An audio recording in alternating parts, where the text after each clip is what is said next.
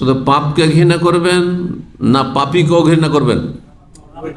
হ্যাঁ, দুটোকে না একটাকে? হ্যাঁ, কিন্তু এই সামনে কয়টা বললেন, বাকি আমাদের বাঙালি জাতি জানে একটি ইসলাম বিরোধী কথা, কুফরি কথা, পাপকে ঘৃণা করো, পাপীকে ঘৃণা করিও না। আমি ওদেরকে বোঝানোর জন্য বলি, হ্যাঁ, এ মোটা খাওয়া লোকগুলোকে, মোটা হুঁশগুলিকে, যে তাহলে চোরকে ঘৃণা করবে না, চুরি করাকে ঘৃণা করো, কারণ চুরি করা হচ্ছে পাপ আর চোর হচ্ছে পাপী। চোরকে ঘৃণা করিও না, তাই না? মানবেন? আচ্ছা, খুন করা হচ্ছে পাপ আর খুনি হচ্ছে পাপী, খুনিকে ঘৃণা করিও না, সন্ত্রাসীকে ঘৃণা করিও না। হ্যাঁ, বোঝা গেছে না?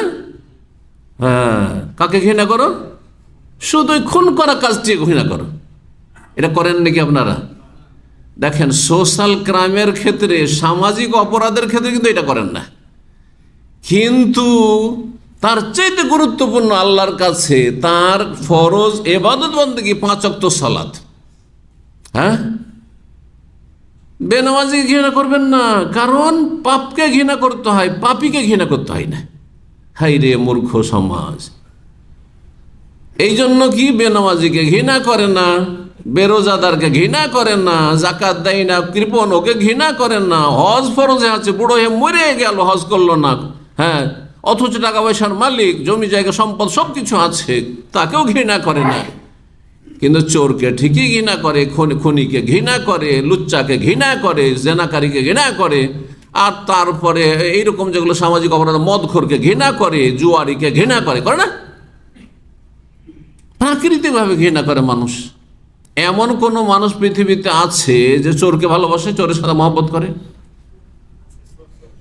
চোর তো সেও চোর, তার প্রকৃতি সুস্থ প্রকৃতির মানুষ, অমুসলিমও ভালোবাসবে না, কারণ ওরও ভয় আছে যে কখন আমার বাড়িতে চুরি করতে পারে, ঠিক না?